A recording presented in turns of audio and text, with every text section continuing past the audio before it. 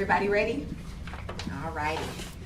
Good morning. Thank you all for joining us and giving us an opportunity to share an update on a case that is very important to our office and our entire community. Standing here with me today are two members of this trial team and some of the very best the Jackson County Prosecutor's Office has to offer, trial team leader Hallie Schumann and Chief Trial Assistant Christiane Bryant.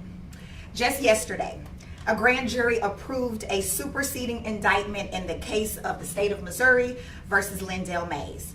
After reviewing the evidence, the grand jury found probable cause to move forward on a revised and updated set of charges.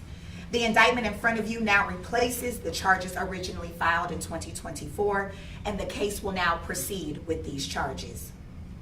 Since those original charges in 2024, the investigation and review has continued to develop, as it often does in a variety of different cases. And we brought this indictment forward because the evidence and the law supported these additional charges. That continued review by our trial team determined the law allows us to seek accountability for the serious physical injuries suffered by 7 adults and 7 children who were hurt after Mr. Mays allegedly opened fire into a crowd. We recognize the number of victims is not a measure of everyone that was impacted that day, but is a measure of what the evidence supports against this particular defendant. And that is the standard that we are held to. We charge a defendant for harm we believe we can prove beyond a reasonable doubt. When this case began, the office charged Mr. Mays with 1 count of second-degree felony murder, 2 counts of armed criminal action, and unlawful use of a weapon. This superseding indictment keeps each one of those charges and adds 7 counts of second-degree assault and 7 counts of first-degree endangering the welfare of a child. Each of the endangering counts is a Class B felony carrying 5 to 15 years in prison.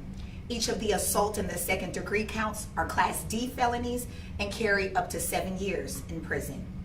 The endangering the welfare of a child charges are the most serious new counts in this indictment and show how Missouri law treats exposing children to this kind of danger. As a reminder, these charges are only accusations, and Mr. Mays is presumed innocent unless and until he is found guilty or pleads guilty. Mr. Mays is set for trial on March 29th, 2027. We remain committed to pursuing justice for every person harmed that day, including Lisa Lopez Galvan, whose life was prematurely taken. These victims and their families are at the center of our work and our passion, and we are committed to holding Mr. Mays accountable under Missouri law. We believe the public has every right to understand how cases like these move forward, and being transparent about its development matters to us.